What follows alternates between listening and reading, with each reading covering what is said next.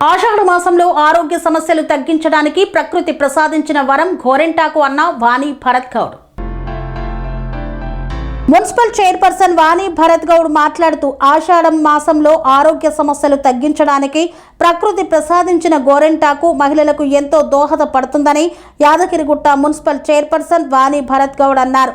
ఆషాఢ మాసాన్ని పురస్కరించుకొని స్థానిక మున్సిపల్ కార్యాలయం ఆవరణలో మున్సిపల్ చైర్పర్సన్తో పాటు వైస్ చైర్మన్, మహిళా కౌన్సిలర్లు, కోఆప్షన్ సభ్యులు, కార్యాలయ సిబ్బందితో అందరూ కలిసి చేతులకు గోరెంటాకు పెట్టుకొని గోరెంటాకును పండుగను ఘనంగా నిర్వహించారు.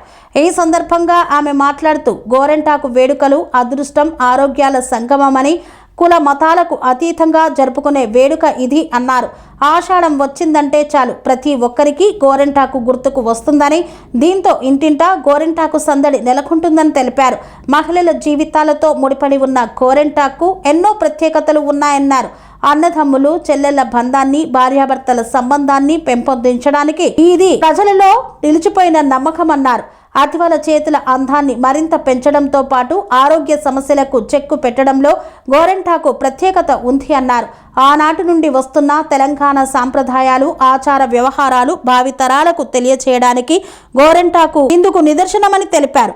కార్యక్రమంలో బరిగే రమ్య రామచందర్, కౌన్సిలర్లు కోటబత్తిని స్వప్న, ఆంజనేయులు, పెలిమెల్లి లావణ్య, శ్రీధర్ గౌడ్, బోర్డర్ రాధ, కోఆప్షన్ సభ్యులు గౌలికార్ అరుణ, బండి జంగమ్మ, ఎండి రహిమా, మున్సిపల్ సిబ్బంది తదితరులు పాల్గొన్నారు. యాదగిరిగుట్ట మున్సిపాలిటీ ఇవాళ మా యాదగిరిగుట్ట మున్సిపాలిటీ మహిళా కౌన్సిలర్లు మరియు యాదగిరిగుట్ట మహిళా స్టాఫ్ ఆషాఢ మాసం సందర్భంగా గోరింటాకు పండుగ నిర్వహించడం జరిగింది.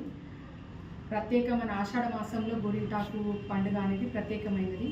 మహిళలకు సౌభాగ్యంగా ఉండడానికి మరియు ఇది పురాతన కాలం నుంచి వస్తుంది.